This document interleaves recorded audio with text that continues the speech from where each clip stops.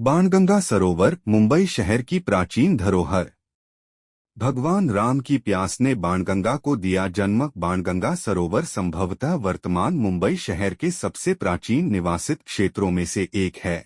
सामान्य तौर पर जो स्थान काफी लंबे समय से निवासित हैं, उनके प्रति मेरे मन में एक विशेष प्रकार का आकर्षण है। ऐसी जगहों पर जाकर ऐसा महसूस होता है जैसे उनमें भी कहीं जान बसती हो, जैसे कि शताब्दियों से इन स्थानों के निवासी अपनी आत्मा का एक छोटा सा अंश पीछे छोड़कर चले जाते हो। ऐसी जगहों पर आप गुजरे हुए काल और समय की वे सारी निशानियां देख सकते हैं जिनके साक्षीदार वे स्वयं रहे हैं। विद्यमान परिस्थितियों में भी उन्होंने हमेशा समय के साथ आगे बढ़ना सीखा है। इन जगहों पर अगर आप शांति से बैठे तो आपको उस खामोशी में ये सारी चीजें अपनी कहानियां कहती हुई प्रतीत होती हैं। मैं जितने भी शहरों में रही हूँ, उन सभी के पुरातन भागों में मैंने यह सब कुछ स्वयं अनुभव किया है, चाहे वह दिल्ली में महरौली हो या हैदराबाद में चार मीनार का इलाका। यद्यपि मुंबई की कन्हेरी गुफाएं या एलिफेंटा गुफाएं यहाँ का सबसे प्राचीन और निर्जन स्थान है, लेकिन लोक बस्तियों की दृष्टि से देखें तो बाणगंगा का क्षेत्र बहुत लंबे समय से निवासित है। यहाँ के वातावरण में आप बीते हुए कल की वह अदृश्य शक्ति महसूस कर सकते हैं। यह एक आयताकार सरोवर है, जैसे कि आम तौर पर भारत के मंदिर सरोवर होते हैं।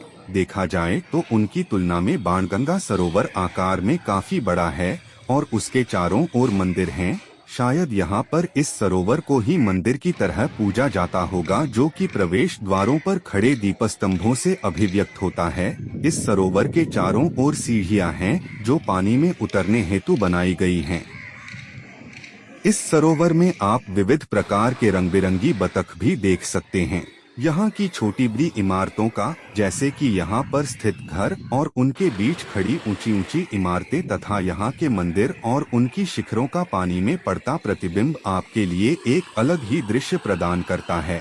जब इन सभी संरचनाओं का प्रतिबिंब सरोवर के पानी में पड़ता है तो उसमें जैसे अनेक बातों का, जैसे बीते हुए काल, अनेक पीढ़ियाँ, विविध शैलियाँ और समाज के विभिन्न स्तरों का एक सम्मिश्रित विन्यास बन जाता है, जैसे कि वे इसी सरोवर के पानी से एक दूसरे से बंधे हो। पानी पर बने इस परिदृश्य पर आसमान में बिखरे हुए बादल भी अपना एक अलग ही प्रभाव छोड़ जाते हैं। बाणगंगा सरोवर की सबसे अनोखी बात यह है कि वह समुद्र के ठीक बगल में बसा हुआ होने के बावजूद भी उसका पानी एकदम स्वच्छ और मीठा है। मेरा मानना है इस क्षेत्र में प्रारंभिक लोक बस्तियों के निर्माण का प्रमुख कारण भी यही स्वच्छ और मीठा पानी ही रहा होगा।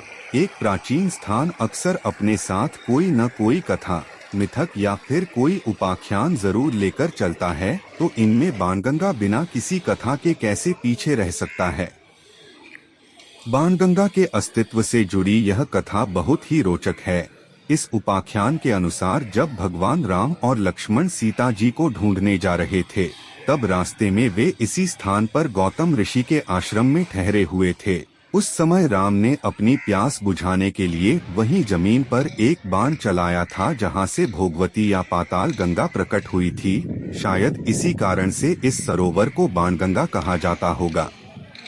लक्ष्मण प्रतिदिन अपनी पूजा करने हेतु काशी जाते थे और फिर अपने भाई राम के लिए वहां का शिवलिंग लेकर आते थे, ताकि वे बिना किसी बाधा के रोज की तरह अपनी पूजा कर सके।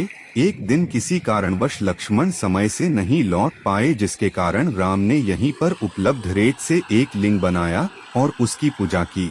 इस प्रकार यह शिवलिंग वावकाईश्वर अर्थात रेत का बना हुआ ईश्वर के नाम से प्रचलित हुआ और फिर गुजरते समय के साथ विकृत होते होते वह वाल्केश्वर में परिवर्तित हुआ।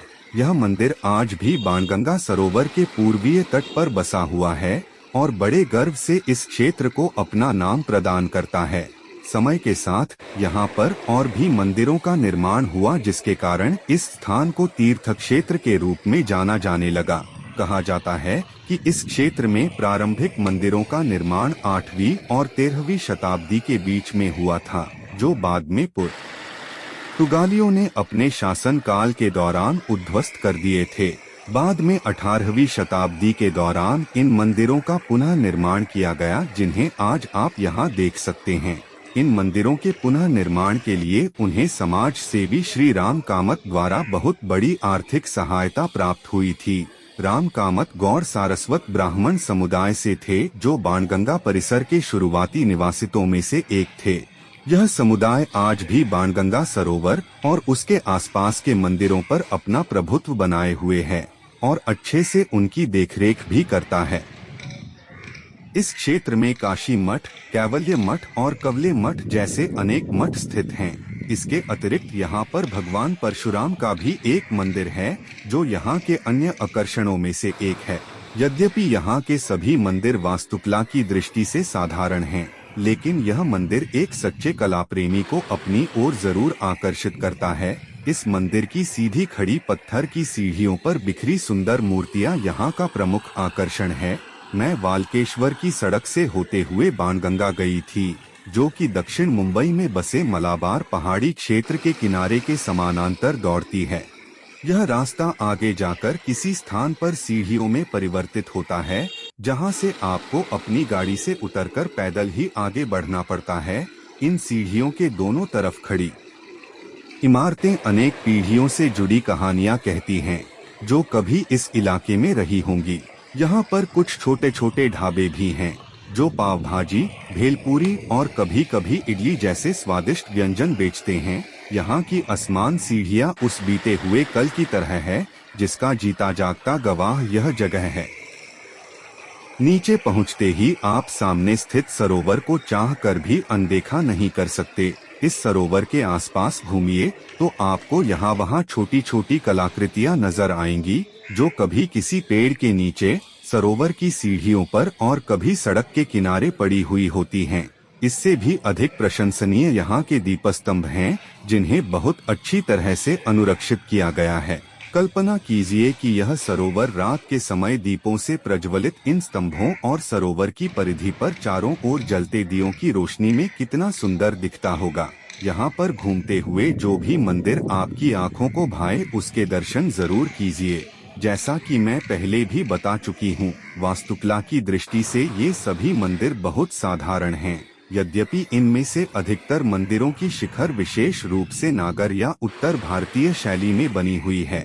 बाणगंगा सरोवर के परिसर की सैर करते हुए आपको वहां पर नए पुराने और अमीर गरीब में एक प्रकार का सान्निध्य यह नजर आता है।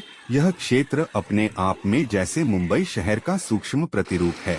यहाँ पर मुझे खिड़कियों के कुछ चित्ताकर्षक प्रकार भी दिखे। बाणगंगा परिसर की सैर करने के लिए आपको लगभग 1 घंटे का समय चाहिए, जिसके दौरान आप वहां पर स्थित 1-2 मंदिरों के दर्शन भी कर सकते हैं। मौसम के अनुसार आप चाहें तो सुबह या फिर शाम को भी बाणगंगा की सैर के लिए जा सकते हैं।